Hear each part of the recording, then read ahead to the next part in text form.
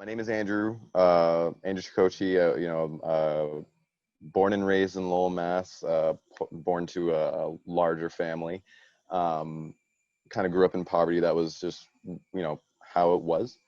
But, I really kind of found my talent, being part of a bigger family. We were really competitive, and it's still in me. So we were competitive over little things, but even with art, I would have little contests with my older brother. I'd see him drawing comics. My mother was into art. Everybody just had some sort of creative interest. So it was kind of natural that, along with my competitive nature, that I wanted to kind of go into that and uh, be the best that I could be. So growing up, once I got to high school, I went to a technical high school. So we had different shops. I went to the Greater Lowell Tech. Um, and so you're able to, the dynamic there was, you were in a shop for the 1 week, alternating weeks. And you would only have one other class besides that. And that only took you away from your shop for maybe an hour. But I was in graphic design, focused on that. We had a lot of fine art related projects. And I remember actually Montserrat at the time. It was, I think I forget his name, but I'm pretty sure the recruiter's still there. But he came by, he visited, he talked up the school, and I was just immediately hooked. And so I applied, I got in, and it was funny actually. I came in wanting to be a tattoo artist, kind of just shifted in the middle of it. But I still had this love for illustration. So I was, a graphic design major, but I took a lot of illustration classes. And I also took, I used my talents in illustration in a lot of my graphic design work. So it was kind of funny because you'd see in my classes, a lot of people would be using the computers and doing a lot of digital work. And I would always try to break the rules and ask the teacher, can I do this by hand? And they always said yes, but they always informed me, just know that it's going to be difficult, that is different, but you can do it as long as you can do it. So I have a bunch of projects that ended up that way. Um, but yeah, so I took a lot of illustration classes. I would say that I really tried to use my time wisely there in terms of classes. I challenged myself a lot. Kind of a culture probably in college in general, but at Montserrat was, 8:30 classes are pretty tough. You want to go for the noon classes or later on, you don't have to wake up as early. But, I was giving myself those 8:30 classes. I actually graduated with more credits than I needed because I was taking classes just because I was interested in the topic and learning about them. I took illustration 1, 2, and 3. Unfortunately, I didn't get to take 4. It literally, like, that's kind of how I am. Just thinking back on it, I would still have done more, but the body can only do so much. So, and that's kind of where we got into this mural, right? So with this, breaking the frame, that space, the frame 301, that little area there, it gets really hot, and you had to kind of you have to learn about the space. And so what I realized is that the space was actually pretty cool from the early mornings until about 1 or 2. But when the sun starts to set, it hits it directly. So that was the worst time to go in, was really anywhere from like 3, and it would cool off at around 8. That's when it would start. But with that, I also had my 9 to 5 job. So, and then I live about an hour away. So even if I were to, get out of work and drive in, I wouldn't get there till about 6. So I'd wait around, hang around Beverly for a little bit, waiting for it to cool off, just set up the fans and everything.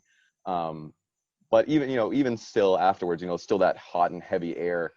Sometimes even later at night, because there were some days, this is mid-July, so it did get pretty hot.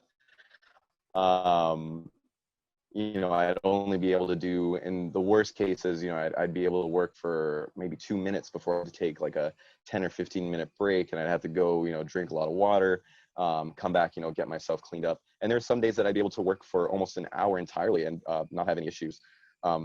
So it really kind of depended on the day, but I made sure to give myself enough time to, from the beginning till the end, I was coming in literally every day after work, going really slow, not really forcing myself to overdo it, or to worry too much about little mistakes, you know, because I had the next day. I could always come back the next day and continue to work on it.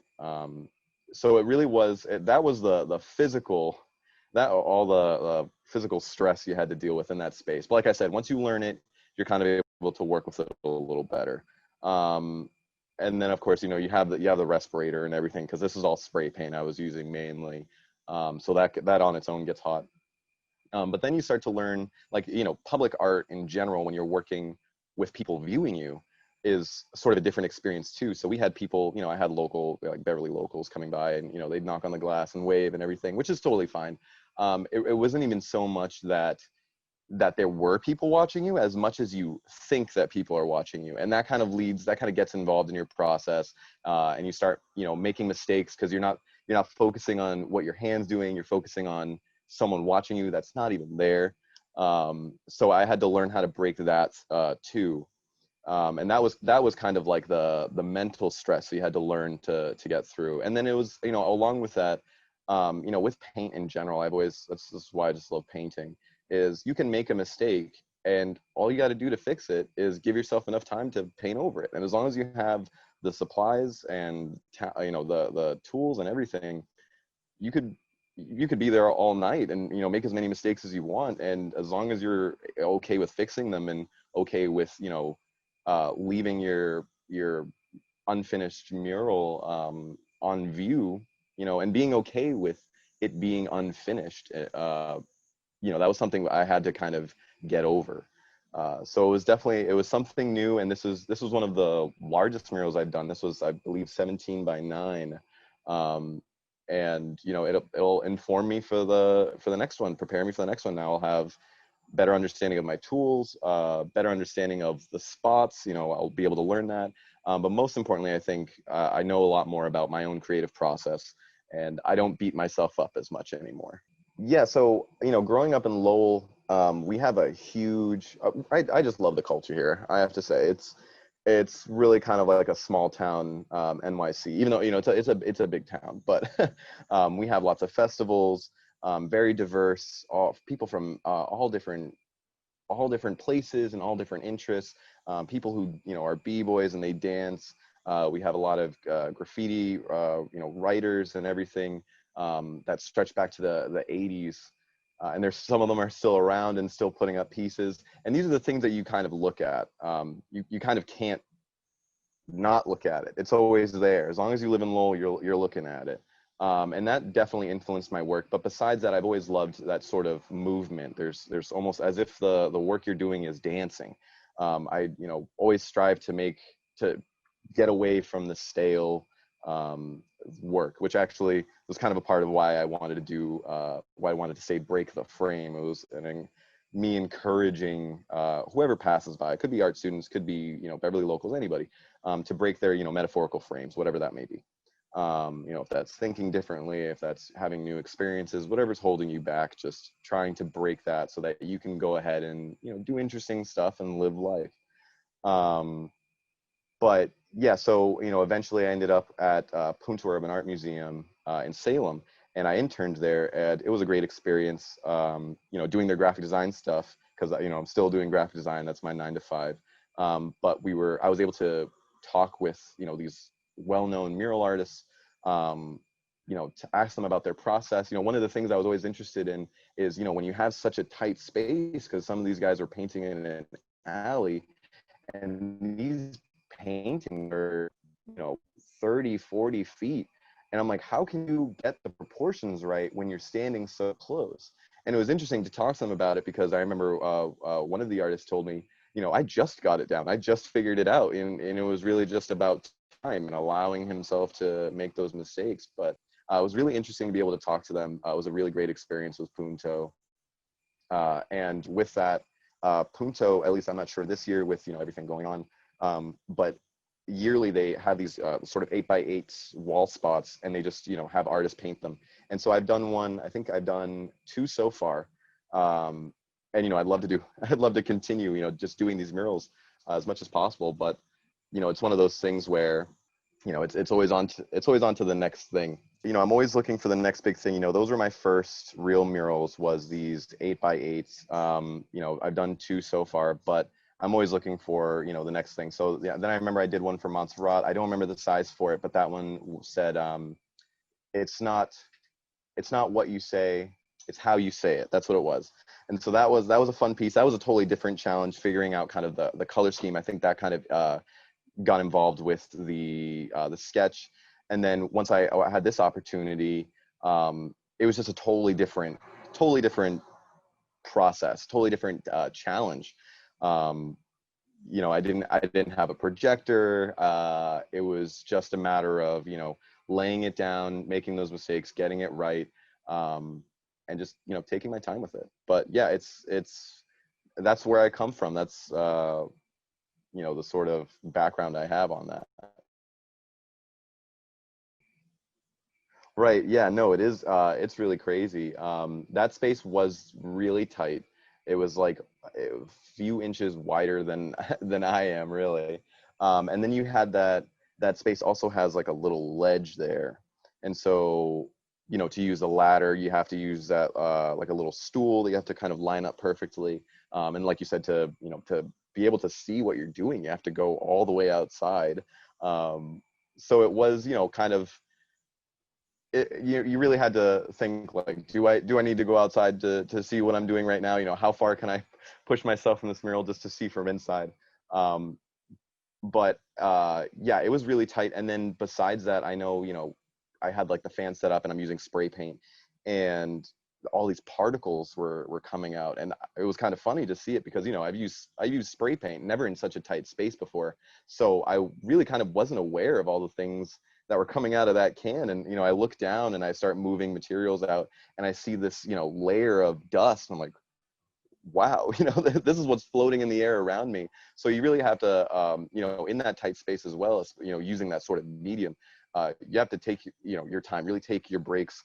Even if you have the mask, you can, with all the heat and, all this, all these particles flying around, you really got to give yourself the time to get some fresh air, drink water, all that sort of stuff. But yeah, that space was really tight, really tough to work in. I mean, the way I've always kind of approached this is, you got to want it. You always got to want it, and you have to be willing to do really whatever it takes to get it. If an opportunity comes up, I'm ready to say yes. I'm very quick to say yes. Uh, just, just to even try it, just to see what happens, even if, it might not be, and, not to say that this wasn't a good opportunity, what other opportunities, I mean to say, that I've had really in all different respects, in graphic design and murals and all sorts of, artistic stuff that I'm doing. I'm just quick to say yes, but also I'm willing to do things for nothing, especially with these sorts of murals. There are free walls in Beverly, there's free walls in Cambridge, there's even one in Lowell, not many people know about. But, if I want to do murals, I go outside and I'll buy the paint on my own. Nobody's paying me for it. And I'll go to spots, and I'll just paint and I'll practice. And it's just constant, because murals is really what I want to do. I'm a graphic designer and I love doing that, of course. But to see my artwork such large scale, to become well known, that is the ultimate goal. Um, but yeah, you got to want it, you got to do it. And of course, the with what it is that you're doing, it's not free. You got to pay for the paint, so you got to pay for whatever it is that you end up doing. So, just being okay with, taking whatever job it is on, whatever job it is, to just make that money, to do this thing that is going to eventually get you where you want to go. I worked facilities while I was at Montserrat, and it wasn't the best money, but it got me my supplies and it kept me working, and it also created a good, work ethic. So, I'm more inclined to, wake up early, get stuff done, do the dirty jobs, whatever that is, just get my money and start, doing what I really want to do.